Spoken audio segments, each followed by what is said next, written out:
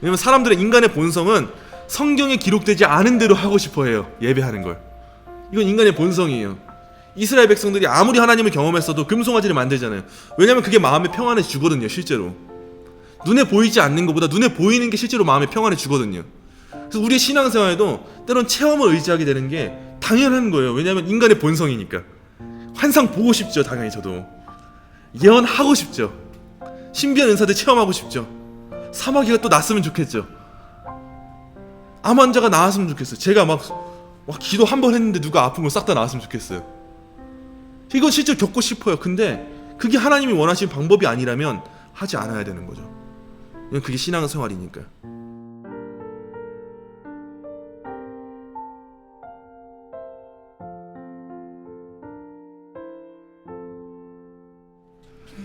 오늘은 분량이 되게 적잖아요. 3페이지밖에 안 되잖아요. 근데 안심 안 하셔도 됩니다.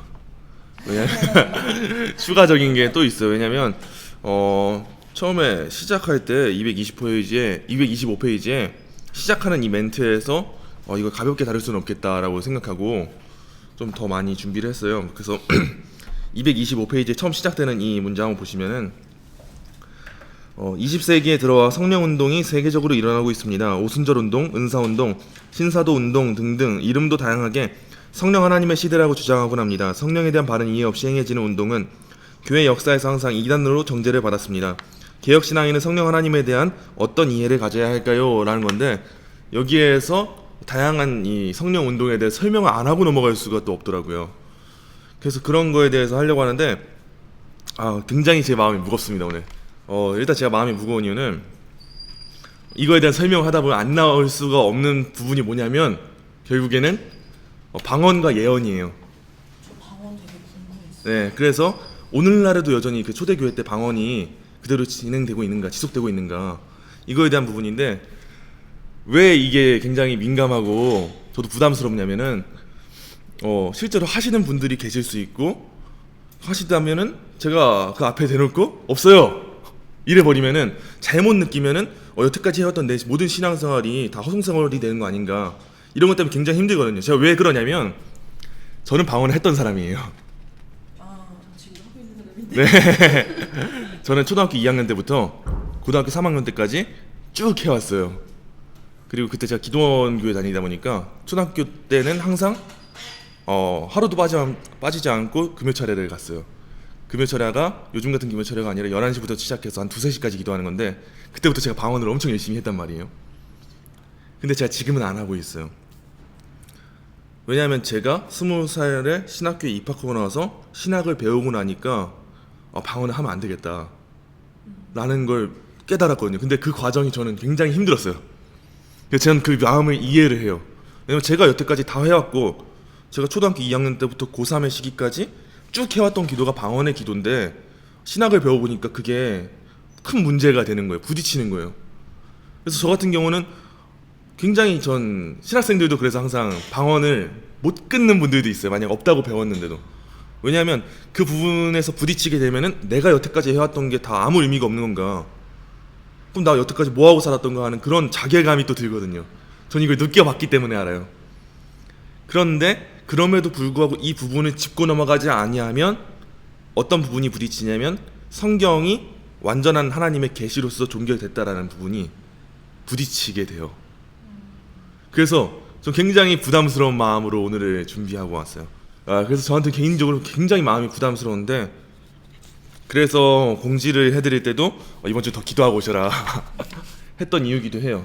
그래서 오늘은 왜 벌써 결론을 지면 안 되는데 왜 그 초대교회 때 그 방언이 오늘날에 지속되면 안 되는가 이거에 대한 내용을 한번 나눠보려고 해요. 그래서 오늘도 빨리 끝나진 않을 것 같아요. 근데 옛날에 목사님들, 네. 목사님들은 방언하기를 사모하라고 사모하라고 했죠. 네. 받으라고 했죠. 그래서 저도 어떻게 받았냐면 목사님 기도하러 오셔가지고 머리 안수하시면서 랄랄랄라 해봐 이러면서 받았어요. 처음에 랄랄랄라로 시작하는데 점점 바뀌었죠. 저도 그 방언을 못 받아서 저는 되게 힘들었어요. 맞아요. 그 방언을 못 받아서 힘들어하는 분들도 굉장히 많아요. 성령 있는 기도원 갔다가 거기에 방언 못하는 사람 올라오라 그래서 무대 위에 올라가서 막 다 머리에 손 얹고 기도해 주는데 맨 마지막까지 저 혼자 남아 있었어요. 그래서 한가운데를 보내서 한가운데서 사람들이 저를 위해서 기도했는데 저는 끝까지 못 받았거든요. 그래서 교회 왔는데 교회에서는 이제 약간 저를 신앙이 되게 안 좋은 그쵸. 사람처럼 맞아요. 취급하고 주변에서도 다들 자기네는 방언을 하는데 저는 못하니까 뒤처지는 그런 게 네, 있죠. 따라 해보려고 했는데 사실 저는 그걸 따라하는 순간 되게 창피하더라고요. 네. 내가 이걸 왜 하고 있어야 되지 이 생각이 들어서 그냥 중학교, 고등학교 계속 그냥 그랬는데 네, 나중에 이제 어떻게 보면 목사님한테 네. 듣기는 했죠. 저도 목사님을 통해서 책도 추천받으면서 보면서 아 완전 깨져버린 거예요. 제가 가지고 있던 게. 그래서 진짜 자괴감이 들더라고요. 실제로 굉장히 자괴감이 들었어요. 아 여태까지 내가 해오던 걸 완전 무시당하는 기분이고 그럼 난 이제 뭘 해야 되지? 어떻게 해야 되지? 이런 기분이었는데 저는 개인적으로 더 큰 은혜가 있어요 지금. 그래서 사람들이 대부분 여기에도 나오는 건데 많이 유익으로 생각하는 게 방언으로 기도하면 더 오랫동안 기도할 수 있다. 그리고 방언으로 기도하면 더 뜨겁게 하나님 앞에 열정적으로 눈물 흘리면서 기도할 수 있다. 이런 게 있는데 그 내용이 다 여기에 나옵니다. 또 우선 지금 오늘 배울 건 뭐냐면요. 그래서 초대교회 때 있었던 방언이 오늘날 계속 되고 있는가 이 문제예요. 그리고 그때의 방언과 지금의 방언은 뭐가 같고 다른가 이 문제인데 일단 저는 굉장히 오늘 마음이 무겁습니다. 잠을 설치고 왔어요 사실. 결론은 없다지만 저는 그때 제가 느꼈던 그 감정을 너무 잘 기억하고 있기 때문에 굉장히 무거운 마음으로 기도하고 왔어요. 그래서 이 내용은 웨스트민스터 신학교라고 저희 개혁 신학에서는 서울대 같은 곳이에요. 거기에 리차드 게핀이라는 교수님이 쓰신 책인데 아주 오래된 책이거든요. 성령 은사론이라는 책인데 아주 고전과 같은 책인데 이거를 정리한 내용이니까 한번 보시면서 제가 쉽게 잘 설명해드릴 수 있도록 노력해보겠습니다. 자, 처음에 교회의 논쟁은 세상의 논쟁과 다르다. 세상의 논쟁은 고작 해야 불안한 타협으로 끝나기가 일쑤지만 교회의 논쟁은 건설적으로 해결될 희망이 있다. 특히 논쟁 당사자들이 다같이 성경을 하나님의 말씀으로 믿고 성경의 최종 권위를 사수하고 있음을 서로 인정할 수 있을 때 교회의 논쟁은 희망을 준다. 우리 교회가 세상의 논쟁과 다른 이유는 딱 하나다라는 거예요. 왜냐하면 우리는 성경이라는 유일한 권위를 믿으면 그때부터 논쟁은 건강하게 해결될 수 있다는 거예요.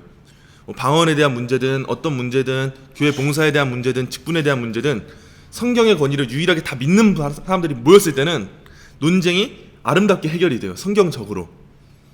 그래서 우리 개혁된 교회는 항상 개혁돼야 된다라고 하는 건 우리는 항상 더 성경 앞으로 돌아가야 된다라는 거죠. 그래서 우리는 항상 이런 논쟁에 희망을 가질 수 있고 그런 목적을 가지고 항상 출발해야 된다라는 거고요. 다음 문단 보시면 1960년경부터 성령 은사 논쟁이 교회의 최대 이슈가 되어 왔다고 해도 과언이 아니다. 사실 성령 은사 논쟁이 1900년대부터 시작됐어요. 방언과 예언 이런 거에 대해서. 사실 칼빈과 같은 사람들은 이런 걸 다루고 있지 않아요. 그 당시에는 없었거든요. 그런데 1900년부터 이제 시작이 되기 시작했어요. 그래서 오늘날도 역시 이것은 전 세계 교회가 안고 있는 주요한 이슈라고 할 수 있다. 성령의 은사 문제야말로 교회에서 최대의 논쟁, 최대의 분쟁 요소가 되어 온 것은 분명한 사실이다. 이 논쟁은 문자 그대로 경론이다. 이 문제를 놓고 견해들이 서로 강하고 대립되었고 날카롭게 표현되어 왔다. 이런 현상은 이해할 만하다. 왜냐하면 이 문제는 신자의 실제 생활과 직결된 문제, 즉 신자의 체험과 연결된 문제이기 때문에 너무 예민한 문제일 수밖에 없다라는 거예요. 성령께서는 말씀과 더불어 자유롭게 역사하신다. 이게 굉장히 중요해요. 대부분 이런 은사운동을 주장하신 신사도 운동이나 이런 쪽에 계신 분들이 항상 주장하는 게 뭐냐면 너네 성령 하나님을 너무 신학적인 지식책에 담아두지 마라. 성령 하나님은 모든 거 다 하실 수 있는 분이시다. 자유로우신 분이시다. 근데 문제가 뭐냐면 제가 하나님이 전지하신 분이라고 할 때 전능하신 분이라고 할 때 어떻게 설명했어요? 하나님이 죄도 지을 수 있어요? 아니에요. 하나님은 하나님이 하시고자 하는 것을 하실 수 있는 분이시다라고 하는 게 하나님의 전능하심이라고 했잖아요. 성령 하나님도 마찬가지인 게 성령 하나님이 과연 기록된 말씀을 벗어나서 일하실까요? 그게 자유한 걸까요? 이 말씀 성경은 성령 하나님께서 사람들한테 영감을 주셔서 기록하게 하신 거잖아요. 성령 하나님의 역사인 거고 뜻인 거잖아요. 근데 그 말씀을 벗어나서 성령 하나님이 일하시는 게 자유한 거라고 할 수 있을까 하는 거예요. 그건 아니다 라는 거예요. 성령 하나님은 하나님의 일하시는 방법대로 일하시고 그게 하나님의 자유롭게 일하시는 방식이다 라는 거죠. 이어서 볼게요. 또한 체험 자체가 기독교 지식과 교리의 원천이 될 수 없다는 점은 분명히 해야 될 것이다. 뿐만 아니라 여러 신자들이 체험했다고 해서 그것이 모든 신자들의 체험을 측정하는 기준이 될 수도 없다는 것이다. 그래서 대현 지사님이 그 수련회 때 많은 친구들이 방언을 받아왔는데 그게 구원받은 자들의 모든 표시가 될 수는 없다는 거예요.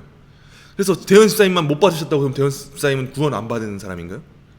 그게 아니라는 거예요. 근데 대표적으로 구원받았다면은 모두가 방언을 해야 된다라고 주장했던, 그쵸, 오순절파 순복음은 옛날에 그렇게 주장했어요. 옛날엔 그렇게 주장했는데 지금은 조금은 바뀌었어요. 하도 욕을 먹으니까. 우리는 체험을 앞세울 것이 아니라 우리의 모든 생각과 체험을 그리스도와 그의 말씀에 사로잡혀 복종하는 위치에 두어야 한다. 성경은 모든 참된 신자의 경험의 표준이다. 체험이 중요하지 않다는 게 아니에요. 말씀을 기반으로 한 체험이 중요하다라는 거예요. 다음이요. 나무 하나하나를 살피기 전에 숲 전체를 살피는 것이 필요하듯 성령 은사론을 다루기 전에 먼저 신약의 성령론을 전체적으로 훑어볼 필요가 있다. 성구사전에 등장하는 성령이란 단어의 분포도는 신약 후반부에 쏠려 있음을 볼 수 있다. 약 80%가 사도행전과 서신서와 계시록에 나오고 나머지 10여 %만 복음서에 나온다. 그러나 성령이란 단어의 분포도보다 더 중요한 것이 있다. 그것은 신약의 전반부와 후반부의 중점이 다르다는 것이다. 성령의 현재 사역을 놓고 볼 때 전반부, 복음서의 중점은 예수님 자신과 그의 활동에 있다. 즉 성령께서 예수님에게 집중하고 역사하셨고 제자들에게는 미래에 받을 선물, 즉 약속의 문제로 나타나 있는 것이다. 그러나 후반부, 사도행전과 서신서의 중점은 교회와 신자들에게 있다. 그렇다면 우린 이러한 질문을 제기할 수 있다. 신약 전후반부의 중점의 차이를 어떻게 설명할 것인가? 성령의 현재적 사역에 있어서 역점의 결정적 전환, 예수님에서 교회로 옮겨가는 이 전환, 이것을 무엇으로 설명할 것인가? 이 질문에 대한 답변은 물론 오순절 사건이다. 오순절은 굉장히 중요해요. 즉 오순절 사건을 계기로 이런 전환이 있었다는 것이다. 오순절 사건은 약칭 성령 세례, 성령 강림 혹은 성령 선물들로 불려진다. 요컨대 성령론은 오순절 사건을 축으로 하여 돌고 있는 것이다. 여기서 오순절 사건은 그리스도의 죽음 및 부활과 직결됨. 따라서 우리가 고찰해야 할 것은 오순절 사건의 역사적 의의인 것이다. 그래서 이제 오순절 사건이 뭔지를 살펴본 다음에 은사에 대해서 한번 보게 될 거예요. 오순절과 그리스도, 이건 하은 자매가 한번 읽어주시겠어요? 오순절에 성령 세례를 베푸신 자는 바로 예수님이시다. 그리스도의 사역 전체를 요약하면 성령 선물을 확보하신 다음 그것을 오순절 교회에게 주신 것이라 할 수 있다. 그리스도의 인격과 사역의 관점에서 볼 때 오순절 사건은 성령께서 그리스도의 완성된 구속사역의 토대 위에 또 그 사역의 절정으로서 언약민 속에 임하사 활동하시는 것을 의미한다. 성령 선물은 교회에게 주어진 그리스도의 선물이다. 그리스도는 고난과 죽음과 승귀를 통하여 살펴주는 영이 되는 것이다. 이런 의미에서 성령 선물은 그리스도의 사역의 절정적 성취이다. 그것은 승귀하신 그리스도께서 성령의 능력으로 교회에 오신 것을 의미한다. 그것은 구원의 단회적 완성이다. 그것은 지금까지 진행된 구속 역사의 절정이다. 그것 없이는 그리스도의 죽음과 부활로 클라이막스에 이른 구속사역이 미완성 내지 불안정 상태에 있을 것이다. 네, 우리가 지난주에 그리스도의 비하와 승기에 대해서 배웠잖아요. 예수님이 이 땅에 인간의 몸을 입고 오시고 고난을 당하시고 죽으신 게 예수님의 비하였다면 승기, 이제 높아지심은 뭐가 있었어요? 부활하시고 제자들에게 나타나시고 이제 승천하시고 보좌 우편에 앉으시는 건데, 이 예수님의 모든 사역이 정점으로 찍으려면은 예수님이 진짜 그리스도시다라는 게 분명하게 정점을 찍어야 되는 거잖아요.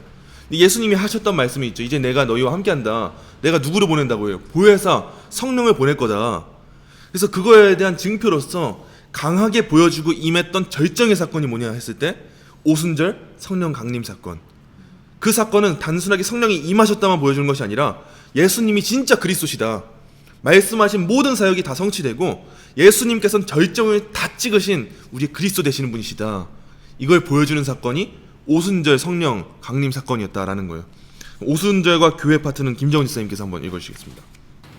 오순절을 교회와 연결시켜 다룰 수밖에 없었던 것은 그리스도의 사역이 자기 자신을 위한 사역이 아니라 항상 교회와 유익을 위한 메시아 사역이었기 때문이다.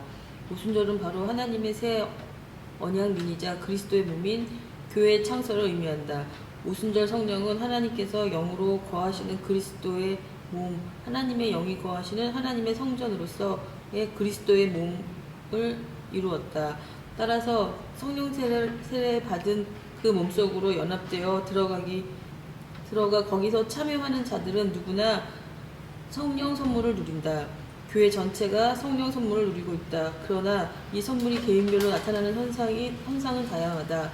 바울은 이 성령 선물을 가리켜 그리스도의 재림 때에 받게 될 완전한 기업의 다운 페이먼트.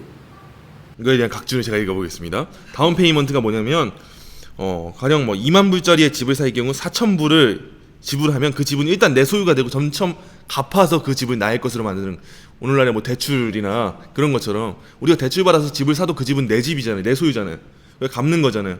그러니까 이 성령의 선물이 뭐냐, 성령님이 임하셔서 교회한테 주신 게 뭐냐, 그거는 이 땅에서 살아가면서 우리가 잠깐이나 맛보는 거예요. 하나님의 나라가 어떤 곳인지 교회를 통해서. 이어서 보면 다운 페이먼트, 보증과 첫 열매라고 하였다. 이런 용어들은 교회가 현재 성령을 소유한 것이 장차 완전하게 소유할 것을 내다보는 부분적인 것임을 핵심적으로 표현해준다.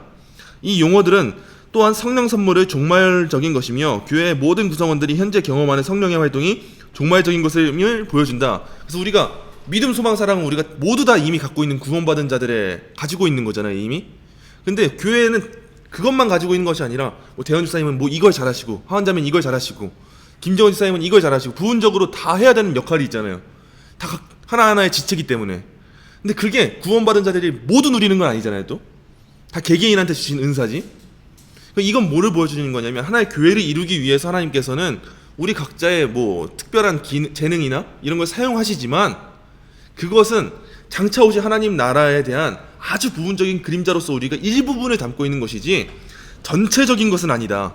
이 땅에서의 교회는 완전한 하나님에 대한 나라를 소망하고 살아가지만 완전한 하나님의 나라를 살아가지는 못하고 있는, 이미 누리고 있지만 아직은 완전하지 않은, 이미와 아직 사이라는 그 관계 가운데 있는 곳이 교회다라는 거예요. 세 번째, 오순절과 개개신자는 대현 집사님께서 읽어주시겠습니다.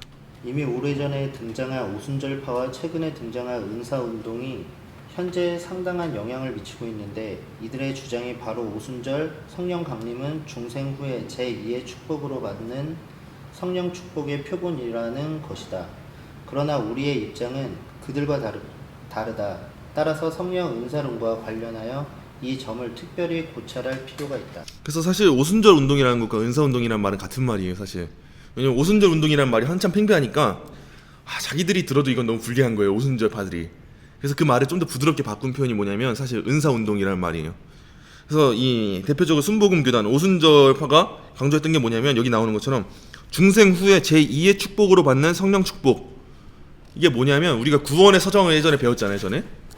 하나님께서 우리를 부르시고 그리고 중생케 하시고 회심케 하시고 의롭게 칭의하시고 성화 양자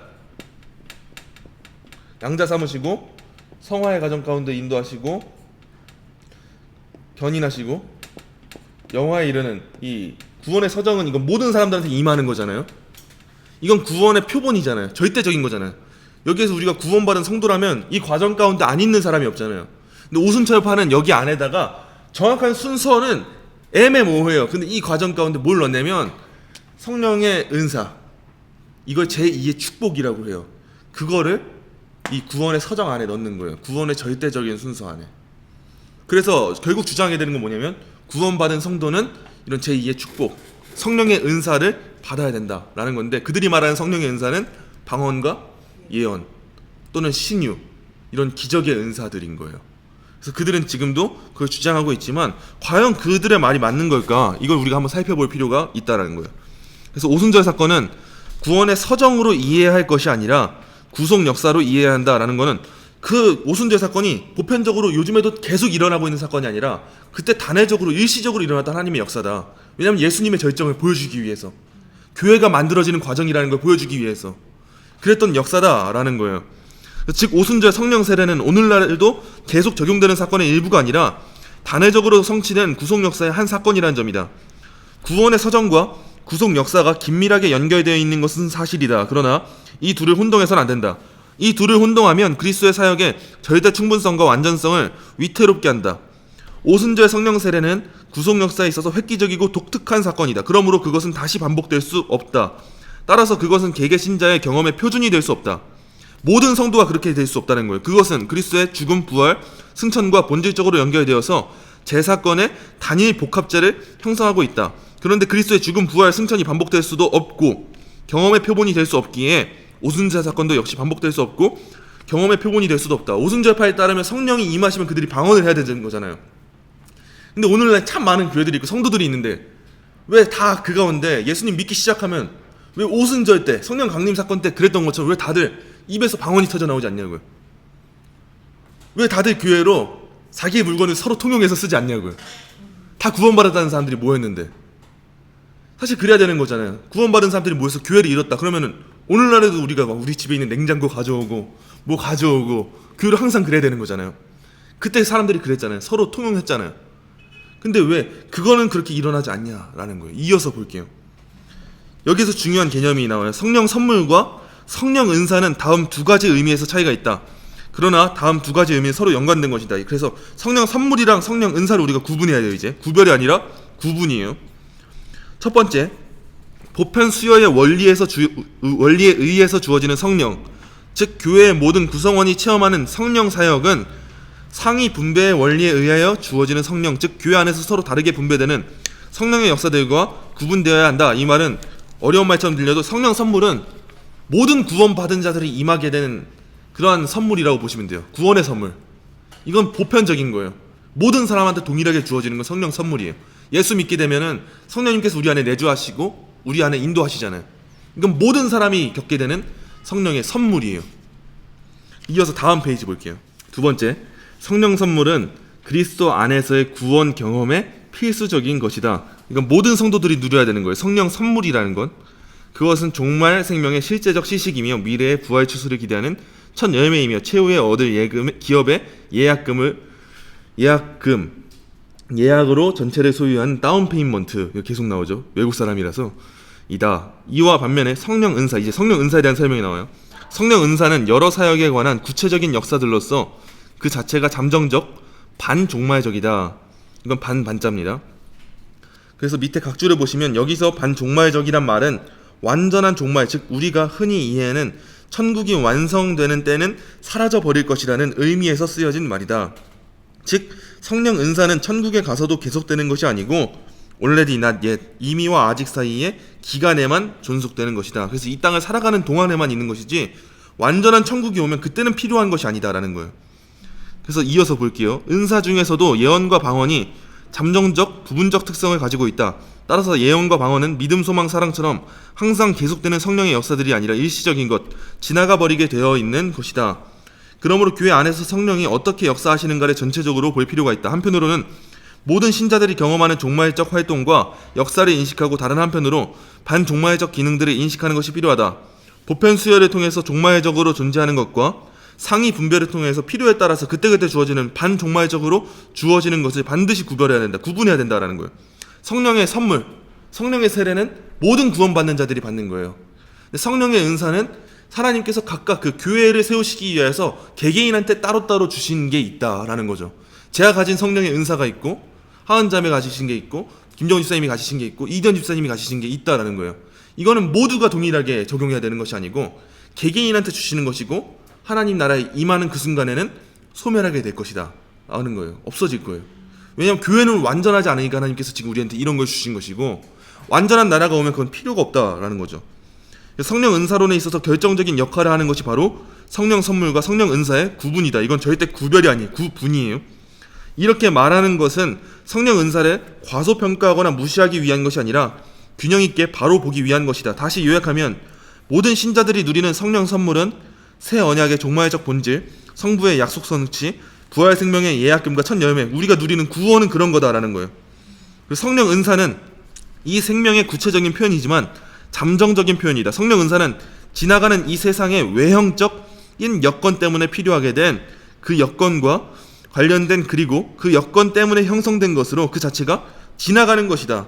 교회가 완전하지 않기 때문에 이 땅의 시간이 완전하지 않기 때문에 부분적으로 필요한 것이다라는 거예요. 여기서 균형을 잡고 유지하기가 무척 어렵다. 그러나 균형은 잡아야 하고 유지되어야 한다라는 것이고요. 다음 문단을 하은 자매가 한번 읽어주시겠어요? 요컨대 은사는 신축성이 있는 용어로서 여러 가지 의미로 쓰인다. 그러나 이 여러 가지 의미가 서로 무관한 것은 아니다. 모든 은사는 은혜의 현현이며 은혜의 현현은 어느 것이나 은사라 할 수 있다.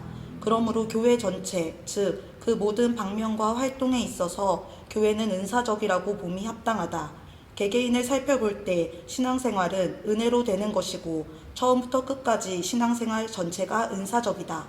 그러므로 교회의 어떤 은사는 은사적이고 어떤 은사는 은사적이 아니라고 봄으로써 은사적 은사와 비은사적 은사를 구분하는 것은 바울의 관점을 왜곡 내지 제한하는 위험을 범한다. 또한 성령의 은사와 성령의 열매를 구분하여 성령의 열매는 은사가 아닌 것처럼 보는 것은 바울 신학에 위배되는 쪼개기 작업이다. 물론 성령의 어떤 역사는 교회 안에 몇몇 사람들에게만 나타나도록 되어 있고 또 그들에게만 실제로 주어지는 것이지만 성령의 열매는 모든 신자들에게 나타나도록 되어 있고 또 실제로 나타나야 하는 것이 사실이다. 그러나 성령의 열매 역시 성령의 일부 은사 못지않게 성령의 은사이다. 네, 그렇죠. 그래서 모든 은사라는 건 뭐냐? 은혜가 나타난 건 은사라는 거예요. 왜냐면 하나님의 선물이니까요. 모든 우리의 자리에 은혜가 있다면 그 모든 자리가 은사의 현장이지 어떤 건 은사고 어떤 건 은사가 아니다. 그런 게 아니다라는 거예요. 그래서 우리의 삶이 은사다라는 거죠. 성경적으로 볼 때 은사적이란 말과 크리스찬이란 말은 동의어다. 신자의 생활 전체는 은사적 생활이고 또 그러해야 한다. 그리스도의 교회 전체는 은사적 움직임, 은사운동이다. 은사운동이란 말을 우리가 왜곡해서 그렇지 이 교회가 하는 모든 일이 뭐냐? 그것은 은사적 운동, 은사운동이다라는 거예요. 왜냐? 교회는 하나님께서 주신 선물로서 하나님의 영광을 위해서 다 함께 움직이니까 은혜의 선물로서 받은 거잖아요. 그래서 은사적이라는 말과 크리스찬이란 말이 동의어다라는 거예요. 이제 다음에 나오는 게 중요해요. 은사는 철두철미하게 교회 봉사를 위해서 주어진 것이다. 여기에 예외는 없다라는 거예요. 우리가 받은 모든 은사는 우리 개인을 위한 게 아니에요. 개인을 위해서 추가적인 은혜가 주어질 수는 있죠. 근데 최고의 목적은 무조건 교회를 위한다는 거예요. 여기에 예외는 없어요. 은사의 목적이 이렇게 교회 봉사를 위한 것이라는 점이 고린도전서 12장 4절 이하에 잘 나타나 있어요. 성령께서 다양하게 여러 방면으로 나타나시는 것은 공동의 유익을 위한 것이다. 모든 은사의 목적이 무엇이며 그 은사들을 어떻게 행해야 하는가에 하는 문제는 교회의 덕을 세우고 하는 그 방향을 향해서만 우리가 항상 생각하고 의논하고 토의해야 된다라는 거예요. 이렇게 모든 은사의 본질이 봉사에 있다는 말 속에는 개별 은사를 행함으로써 그 은사를 가진 자가 얻게 되는 주관적 정서적 유익은 항상 그 은사의 일면이지 별도의 추가 은사가 아니라는 점이 포함되어 있다. 우리가 누리게 되는 정서적으로 주관적인 그런 유익들은 아주 부분적이고 일부이지 그게 메인은 아니라는 거예요. 서브예요, 그거는. 따라서 은사를 행함으로써 얻는 이런 경험은 앞서 언급한 교회의 유익 원리와 무관한 것이 아니라 엄격하게 그 원리에 종속되어 있는 것이다. 그런 경험들은 덤으로 얻는 혜택들인 것이다. 그래서 개별 은사, 가령 방언이 성령 세례에 필연적으로 뒤따르는 것으로서 그 은사가 성령 세례를 증명하는 것이라는 견해, 즉 성령 세례는 회심 이후에 별도로 겪는 경험인데 그 은사가 바로 이런 성령 세례를 증명해준다는 견해, 이게 누구의 견해예요? 이게 순복음, 오순절파의 견해예요. 이 견해는 신약 성경에서 세워질 수 없는 견해일 뿐 아니라 성령 세례에 관한 신약 교회의 교훈에 배치되는 교훈이다. 신약 교회가 말하고 있는 성령 세례, 그건 딱 하나밖에 없어요. 뭐냐면 이거예요. 구원의 서정. 구원받은 성령이 임한 자들에게 나타나는 열매가 뭐냐 했을 때 우리는 전체적으로 이거밖에 설명하지 않아요. 이건 보편적인 거예요. 아주 이렇게 교회 안에서 예수님을 믿는 참된 신앙으로 서 있는 사람은 이걸 벗어나는 사람이 아무도 없어요. 모든 누구든지 이 안에 거예요. 근데 오순절파 같은 경우는 이 안에 성령의 선물로서 주어지는 특별한 은사인 방언이라는 걸 넣었고 그게 모두 보편적으로 일어나야 된다라고 한 건데 그렇다면 신약 성경의 가르침과 달라진다라는 거예요. 그래서 이어서 보시면 어떤 은사도 특권 은사일 수 없으며 교회 생활에 있어 제2축복설 내지 성령 세례의 신학의 구성 요소가 될 수 없다. 각각 은사의 목적과 기능이란 결국 교회의 유익을 위한 것이다. 결국 은사를 항상 기억해야 되는 건 교회의 유익을 위한 것이다라는 거예요. 성령이 구조를 벗어난 자유와 형식을 벗어난 자발성의 원리로서 기존 질서, 안전 구조, 이 성경의 계시와 충돌하는 원리라는 학설은 신약 성경에서 그 근거를 찾아볼 수 없는 학설로서 대개의 경우 계몽사조, 칸트 이후의 본체론과 인식론의 문제를 반영해주는 학설이다. 이런 어려운 말이 있는데 이 계몽주의가 뭐냐면 사실 계시가 우리의 이성 위에 절대적인 조건으로 있는 것이 아니라 계시보다 우리의 이성이 더 높은 곳에 있다라는 거예요. 그래서 성경을 이성으로 이해하려고 하고 성경을 우리의 이성으로 파악하려고 해요. 그러면서 나온 신학이 자유주의 신학이라는 거예요. 성경을 실제적으로 역사적으로 일어났던 하나님의 영감된 말씀이라고 보지 않고 때론 신화적인 요소도 있고 때론 뭐 우리의 마음을 감동시키기 위해서 삽입된 부분도 있고 이 정도로 보는 건데 우리의 신앙은 그렇지 않아요. 그냥 성경에 나온 건 그냥 절대적인 기준이에요. 우린 계시에 절대적으로 의존해요. 모든 걸 그래요. 기록된 말씀은 하나님이 주신 거고 역사적으로나 과학적으로나 뭐로나 빠질 게 하나도 없어요. 그게 하나님의 말씀이다라는 건데 이 은사운동이 언제부터 시작이 되냐? 그거는 계몽주의 시대가 지나고 나서부터 이제 시작이 되기 시작했다는 거예요. 인간의 이성이 점점 높아지고 나서 그때 이후부터 이게 발전이 되기 시작을 했어요. 다음 문단이에요. 현재 성령 은사 논쟁은 주로 방언과 예언에 집중되고 있고 그 다음으로 신유에 집중되고 있다. 신약 성경 중에서 예언이나 방언을 대강 스쳐 지나가는 정도로 다루지 않고 본격적으로 다룬 것은 고린도전서 14장뿐이다. 14장을 읽어보면 그 표면에 몇 가지 점이 드러나 있는데 이 점에서 출발하여 은사론이 더 자세히 다루어져 있다. 14장 전체에 예언과 방언이 첫째예요. 14장 전체에 예언과 방언은 의도적으로 대조되고 있어요. 계속 같은 얘기가 나와요. 예언이 나오고 방언이 나오고 계속 반복돼요. 14장. 둘째, 두드러진 대조를 통해서 예언은 마치 메인, 주요 요소, 방언은 서브, 종속 요소로 나오고 있어요. 14장 전체를 통해서 방언은 예언의 상대적 중요성을 보여주고 반대로 예언은 방언의 상대적 열등성을 보여줘요. 고린도전서 14장을 보면. 셋째, 예언은 방언보다 더 우월한 것이며 더 사모해야 할 것이다 라는 걸 보여주고 있어요. 특히 은사를 행사할 때 교회의 유익을 위해 행사해야 한다는 대원리를 비춰볼 때 그런 거죠. 그런데 다른 교우들에게 유익을 주는 것은 예언이다라는 거예요. 왜냐하면 하나님의 뜻이 직접적으로 그한테 선포가 되니까요. 예언은 통변이 없어도. 넷째, 그러나 방언은 통역이 있어야 한다. 그리고 방언이 일단 통역되고 나면 교회에 유익을 준다는 점에서 기능상 예언과 동등하다. 여하튼 방언이 예언보다 못하다고 하는 말은 방언에만 해당한다. 통변되지 않은 방언에 말하는 거예요. 방언이 일단 통역되면 예언보다 못하지 않다. 예언은 통역하지 않아도 교회에 유익을 주기 때문에 예언이 더 유용하고 유효하다는 결론을 피하기 힘들지만 그래도 통변된 방언은 예언과 거의 동등한 것이다. 이 고린도전서에서 비추어지고 있는 모습이에요. 다음 페이지예요. 다섯째, 예언과 방언은 같은 부류에 속한 것으로 그 기능이 상호 보완적이다.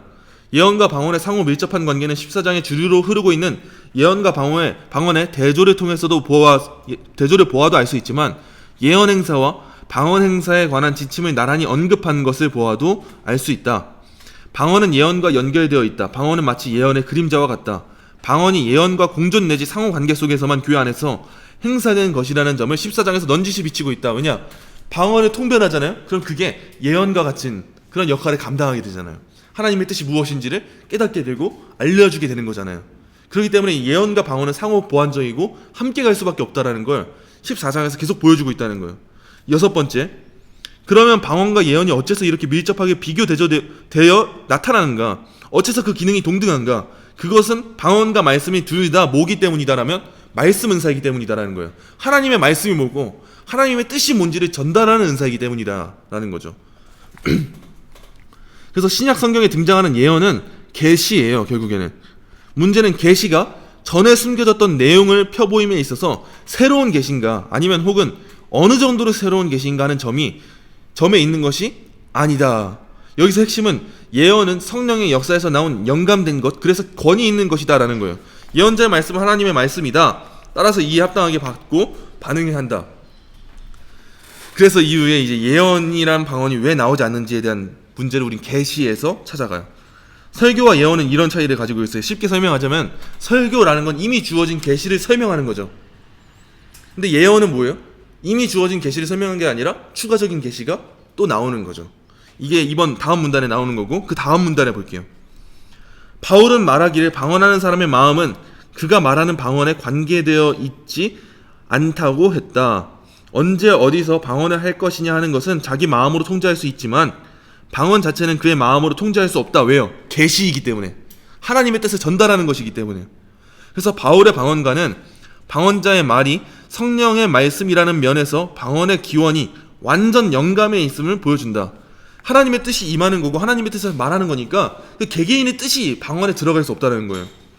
성령께서 방언자의 언어 능력을 완전히 장악할 그의 음성을 사용하시고 있을 뿐이고 실제 말씀은 그의 말이 아니라 성령의 말씀인 거예요. 이게 초대교회 때 있었던 방언이에요. 예언뿐만 아니라 방언도 계시예요. 계시성은 방언의 핵심이며 방언 은사와 계시성은 불가분의 관계에 있다. 고린도전서 14장에 예언과 방언이 나란히 언급된 것은 궁극적으로 둘 다 계시적인 말씀 은사이기 때문이다.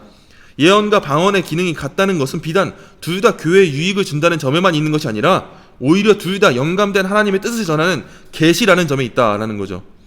근데 이후에 나와요. 이제 오늘날에는 방언이 생활을 결정적으로 변화시키고 새롭게 하기 위한 것이라는 견해가 널리 퍼졌다. 즉 방언 은사를 받으면 무엇보다 그리스도에게 더 헌신하게 되고 더 뜨겁게 자연스럽게 기도하게 되고 전도하고 싶은 강렬한 욕망을 느끼게 된다는 것이다. 그러나 신약 성경 어디에서 이것이 방언의 목적이라고 가르치고 있는가라는 거예요. 방언의 목적, 은사의 목적이 뭐였어요? 개개인의 열정이 아니에요. 신약 성경에 주어졌던 모든 은사는 그래 너희 신앙에 더 뜨거움을 줘라 줄게, 이게 아니라 신약 성경의 모든 은사는 어디에 뭐에서 출발하냐? 교회 유익, 교회를 세우는데 사용되기 위해서 하나님이 그때 오순절 강림 사건에 모든 은사를 퍼부으셨다는 거예요. 내 개인의 유익이 아니라 교회를 세우기 위해서요. 근데 오늘날의 방언, 오늘날의 은사운동은 좀 잘못된 길로 가고 있다라는 거죠. 다음 문단이에요. 오늘날에는 로마서 12장, 고린도전서 12장, 에베소서 4장에 언급된 모든 은사들이 그리스도의 재림 때까지 계속될 것이라는 견해가 널리 퍼져 있다. 어떤 은사들은 중지되었다는 견해는 그 교회에 그런 은사자들이 없기 때문에 곤란해서 명백한 성경의 교훈을 아주 무시하고 자기 교회의 형편을 억지로 합리화시키는 국리화 지책이라고 비판을 받고 있다. 근데 다행이죠. 저는 방언을 했었어요. 제가 방언이 없다고 학교에서 그렇게 동기 전도사님들한테 말하면은 너가 방언 안 해봐서 그래, 다 이렇게 말한단 말이에요. 그럼 저는 아닌데 나 했는데? 저 했거든요. 저는 실제로 좀 많은 걸 경험했거든요. 실제로 막 귀신 들린 사람 이런 거 많이 봤죠. 기도원에서 자라났으니까. 뭐 암이 낫는 사람 수없이 많이 봤죠. 암 말기환자예요. 근데 기도하고 나니까 암이 나와버린 거예요. 깨끗하게. 이런 거 실제로 많이 봤어요. 저도 경험 많이 했어요. 뭐냐면 제 개인적인 경험이고 체험이지만 제 발바닥에 이 새끼 손톱만한 사마귀가 있었어요. 근데 제가 이걸 놓고 하루는 기도를 했어요. 기도했는데 기도 끝나고 나오니까 어떻게 된지 아세요? 없어졌어요. 그럼 제가 무슨 신유의 은사가 있는 거예요? 전 지금도 그게 의문이에요. 왜냐면 제가 했던 체험은 진짜잖아요. 진짜로 제가 겪었던 거잖아요. 근데 그렇다고 해서 제 체험이 성경의 기준보다 위에 갈 수 있을까요? 성경의 가르침보다? 제가 실제로 방언을 했어요. 제가 실제로 방언을 했고 환상을 받고, 환상 저도 봤어요. 통변도 다 통변하신 분 오셔가지고 방언도 통변해 주시고 다 했었어요. 근데 그게 만약에 성경에서 방언이 없다라고 한다면 제가 진짜 그걸 경험했다 할지라도 제가 경험했던 게 진리가 될 수 있을까요? 그렇진 않다라는 거예요. 실제로 전 경험했어요. 다 했어요. 환상도 보고 꿈도 꾸고 방언도 하고 별거 다 했어요. 그리고 실제로 제가 뭐 기도하고 나왔는데 말도 안 되게 사마귀가 없어지는 거예요. 근데 왜 지금 저한테 오늘날에는 또 다시 그런 일이 안 일어나고 있냐고요. 제가 한 2년 전에 사마귀가 기도했는데 안 없어져서 병원 가서 치료받았어요. 냉동 치료했어요. 근데 왜 그게 지금도 이루어지고 있지 않냐라는 거예요. 신사도 운동에서 한참 옛날 날렸던 게 뭐냐면 기도하는데 이빨 아말감으로 떼운 게 금리빨로 바뀌는 거예요. 이거 옛날 영상 많이 돌았어요. 그래서 사람들이 와 진짜 이거 대박이다, 성령 은사다, 누가 안수만 하면 막 금리빨 내고 막 금가루 나고 그러는 거예요. 근데 잘 생각해 보세요. 실제로 그렇게 기도했다면 아말감이 아니라 그냥 이가 상한 게 싹 다 나아야죠. 왜 금리빨로 바꿔주시겠어요? 그때 나왔던 금은 순금이에요 사실. 근데 사실 치과에서는 순금을 사용하지 않아요. 왜냐면 순금을 사용하면 이가 변질이 되거든요. 금은 그 금메달 선수들이 깨무는 거 보시면 알잖아요. 변형이 쉽게 돼요.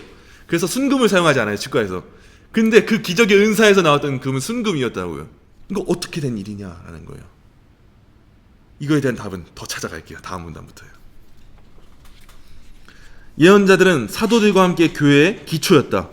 예언자들은 창설 사역자들이었다. 즉 교회 사상 계속되지 않은 일시적 기능직으로서 하나님의 의도에 의해 사도직과 함께 중단된 것이다. 지금 사도와 선지자가 있나요? 예언자가 있나요? 없죠. 성경은 모든 계시의 언약성과 구속 역사성을 보여준다. 하나님께서는 두 줄기로 계시하시지 않는다. 즉 한 줄기는 공적 계시, 다른 한 줄기는 사적 계시로 계시하시지 않는다. 이 말은 뭐냐면 이미 성경이라는 게 주어졌으면 별도적으로 하나님께서 또 뭔가 어디서 딴소리 하시는 분이 아니시다라는 거예요.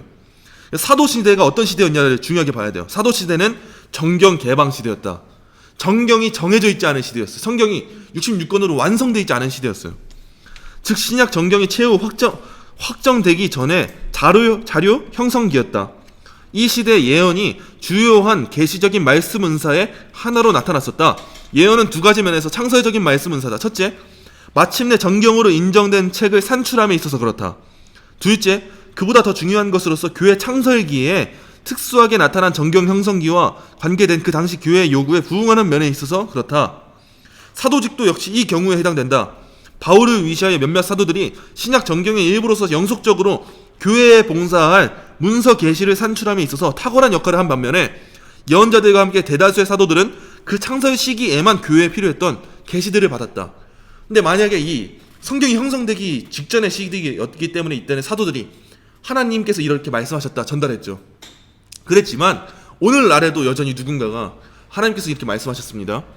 동행교회는 이러이러해야 되고 어떤 걸 책망해야 되고 어떤 것에서 칭찬받아야 됩니다. 이렇게 한다면 오늘날에 또 하나의 또 새로운 성경이 나와야 된다라는 거죠. 성경이 만들어지기 직전 시기, 완성되기 직전 시기에는 사도들과 선지자와 예언자가 있었죠. 왜냐하면 하나님의 말씀을 계시해야 되니까. 근데 이미 주어진 말씀이 계시가 끝났잖아요. 지금 성경이 완성됐잖아요. 근데 지금도 여전히 누군가가 말씀을 계시하고 있다면 성경은 66권으로 끝나는 게 아니죠. 이런 점에 있어서 부딪히는 점이 있다라는 거예요. 다음 파트예요. 이제 방언의 중지 문제에 대해 결론을 내릴 시점에 서 있다. 앞엔 다 서론이에요. 신약의 방언은 항상 예언과 직결되어 있고 일단 통역된 방언은 교회에 유익을 주는 하나님의 계시 기능을 발휘한다는 면에 있어 기능상 예언과 같다고 하였다. 실상 방언은 예언의 한 방식이다. 방언도 역시 교회 창설을 위한 은사다. 따라서 방언은 예언과 함께 교회 생활에서 철수되었다. 방언은 사도직과 연결되어 있던 모든 창설기의 은사들과 함께 철수되었다. 예언과 방언은 교회 창설기 즉 사도시대에 일시적으로 주어진 계시 은사들이다. 예언과 방언은 사도들의 사역과 불가분의 관계가 있으며 사도들이 사라짐과 함께 교회 생활에서 영구적으로 철수되었다. 많은 사람들은 이 결론이 잘못된 결론일 뿐 아니라 공격적인 결론이라고 생각한다. 그들은 성령께서 우리의 시대에 새롭고도 강하게 역사하신다는 뒤엎을 수 없는 증거가 있는데 위의 결론은 이런 증거에 대한 핑계할 수 없는 무지를 드러내는 것이라고 생각한다.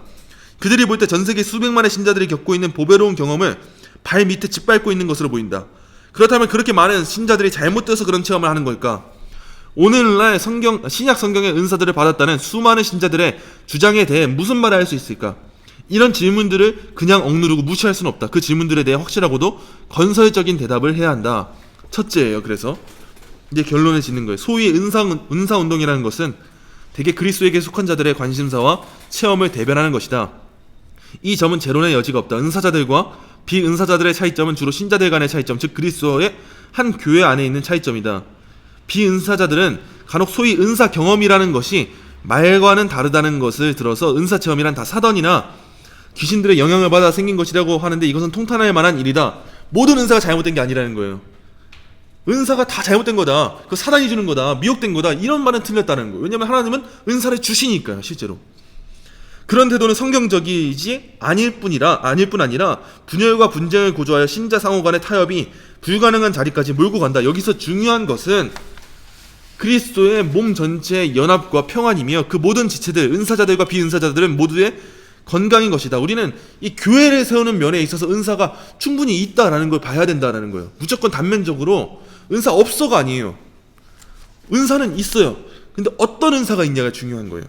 둘째, 은사자들과 비은사자들 간에 신자의 사랑과 관심이 반드시 있어야 하지만 동시에 이런 사랑의 관심이 성경을 무시한 채 제쳐놓은 것이어서는 안 된다. 이런 사랑의 관심의 본질은 성경에만 의존한다. 말씀에 의존하는 한 성령에 속한 사랑에 관심이 된다. 그래서 제가 어젯밤 밤잠을 설친 거예요.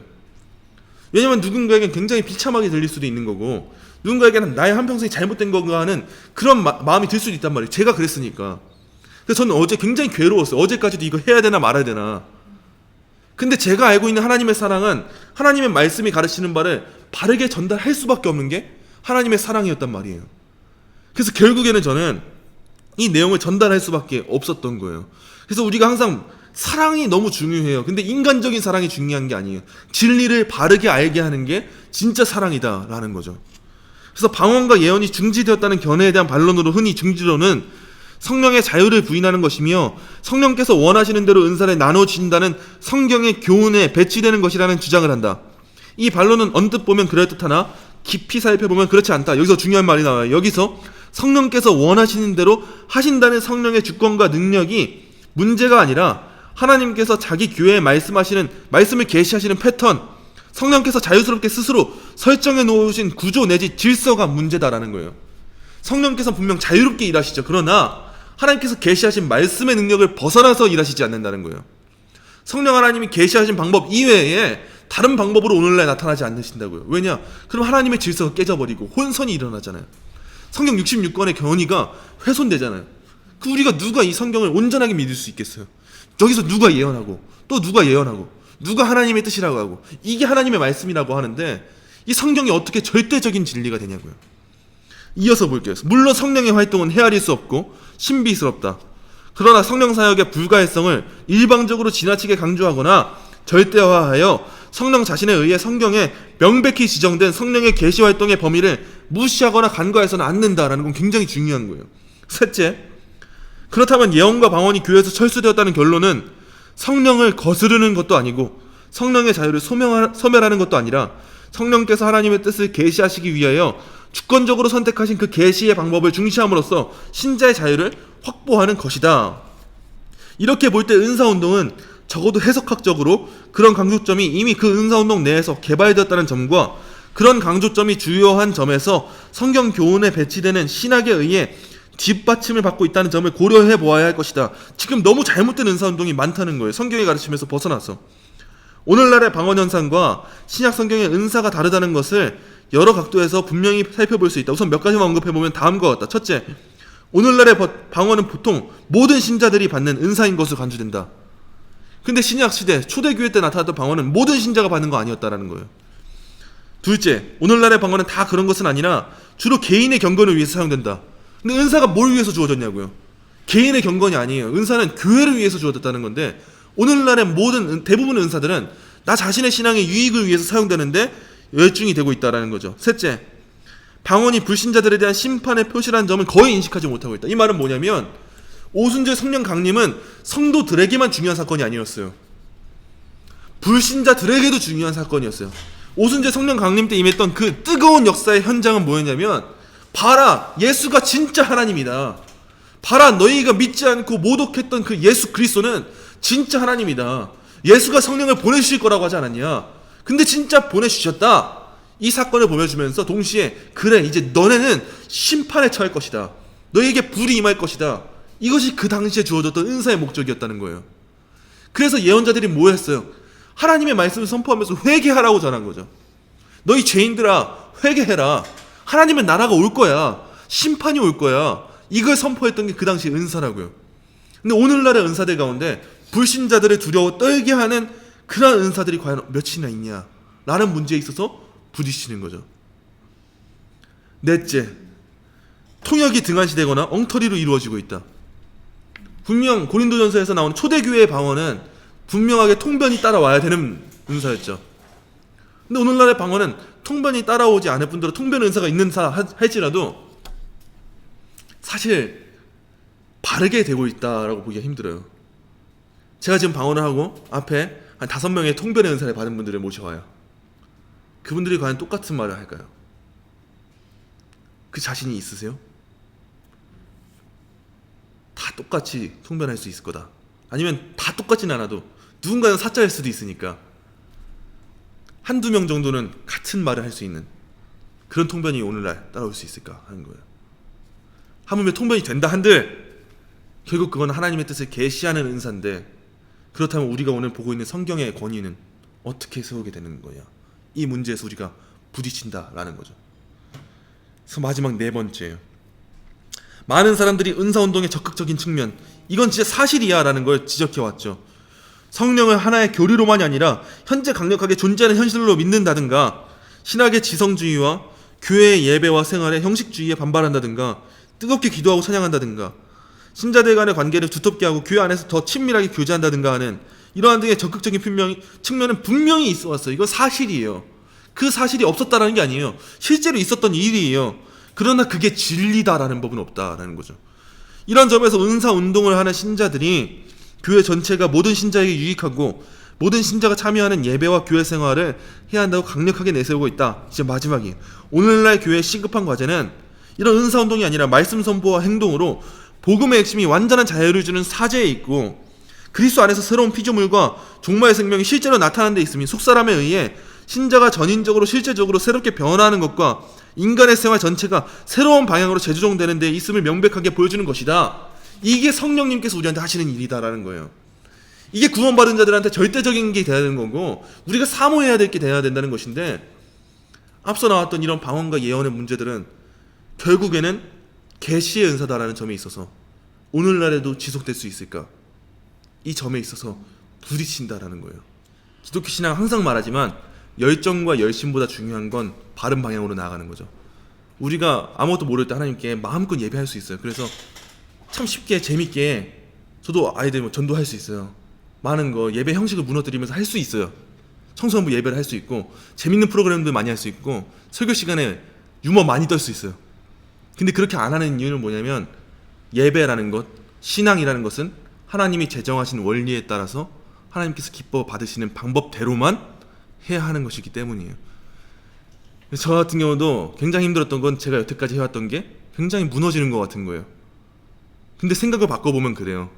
생각 바꿔보면 그 시간이 다 쓸모없었다, 아무것도 아니었다가 아니라 하나님께서는 그 시간을 통해서도 지금까지 나를 만들어 오셨고 지금 다시 한번 하나님 말씀을 더 합당하게 만들어 가시는구나, 이렇게 생각이 바뀌게 됐죠. 그래서 저희가 오늘 짚어야 될 건 그거예요. 사실 정말 괴로운 내용이지만 사실은 괴롭지 않은 내용이기도 해요.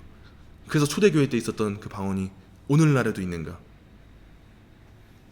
오늘날에 우리가 하고 있는 방언이 성경에서 말하고 있는 방언인가? 지속되고 있다면 문제는 무엇이고 지속되고 있는가? 이거에 대해서 우리가 생각해 볼 필요가 있다라는 거예요. 왜냐하면 오늘 만약에 방언이 있다 할지라도 성경에 기록된 말씀에 따르면 1만 마디의 방언보다 한 마디의 똑바로 된 기도가 낫다고 하시잖아요. 근데 오늘날 있는가? 이 문제에 대해서는 굉장히 쉽지 않죠. 이건 저는 기도를 오래 하고 이런 걸로 방언이 진짜 좋긴 네. 한데 사실 오래 하는데 솔직히 기도 안 하고 그냥 입만 할 때가 있거든요. 맞아요. 그러면서 오래 하는 게 무슨 의미가 있을까? 그게 성경에서 말하는 증언부언이죠. 단순하게 그냥 오래 하기 위해서만이라면 증언부언이죠. 그게 그렇다면 해야 될 이유가 없죠. 그 사실 성경에서도 방언하려면 통변이 있어야 된다라고 하는데 통변은 안 하잖아요. 그리고 사실 개인의 신앙의 유익을 위해서 사용하고 있잖아요. 이걸로. 그리고 성경에서도 말하기를 공적인 자리에서 하지 마라. 다 공적인 자리에 모여서 하게 되잖아요. 이게 기도의 시간만 되면. 근데 이런 건 다 부수적인 거고, 그래서 성경에서 말하던 그 방언이 오늘날에 존재하는가? 이 문제에 대해서는 굉장히 우리가 짚고 넘어가야 될 문제이긴 해요. 왜냐하면 이 문제가 부딪히면 성경의 완전성이 충돌되는 문제이기 때문이에요.